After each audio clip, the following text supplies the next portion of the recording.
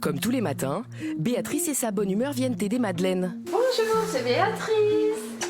Je viens faire la toilette. Elle est auxiliaire de vie depuis 1 an et demi et s'occupe de 6 à 7 bénéficiaires par jour. Vous avez bien dormi? Je suis toute fraîche. Je dors presque pas, justement. On prend la météo du jour, l'humeur du jour. À partir de là, on adapte. On adapte les soins, l'approche. Donc, ça passe par la toilette, ça passe par l'aide au repas, les promenades. Béatrice est un véritable métronome dans la vie des personnes qu'elle aide. Elle rythme par exemple la journée de Mario et de son fils Franck. L'auxiliaire de vie accompagne les gestes du quotidien, tend toujours une oreille attentive et doit parfois faire face aux angoisses des personnes dont elle prend soin. Mais elle est indispensable pour maintenir les personnes fragiles à domicile.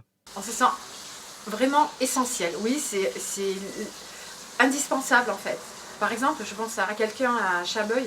Donc c'est un patient qui est tout seul. Il vit tout seul chez lui. Il est myopathe, donc handicapé. Si on oublie d'aller chez lui, il ne se lève pas de la journée. Aujourd'hui, dans l'entreprise de Béatrice, Karine, la patronne, a réuni ses troupes.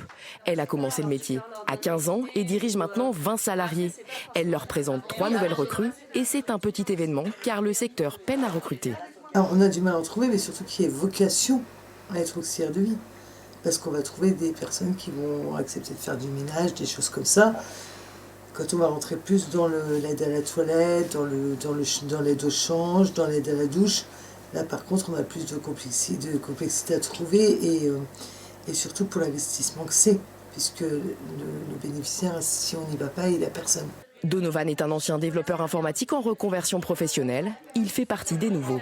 Ce qui me donne du sens, c'est qu'on est là pour aider les bénéficiaires, pour que les personnes restent le plus longtemps chez elles, à domicile, qu'elles n'ont pas besoin d'aller dans des lieux spécifiques, type EHPAD ou maison de retraite.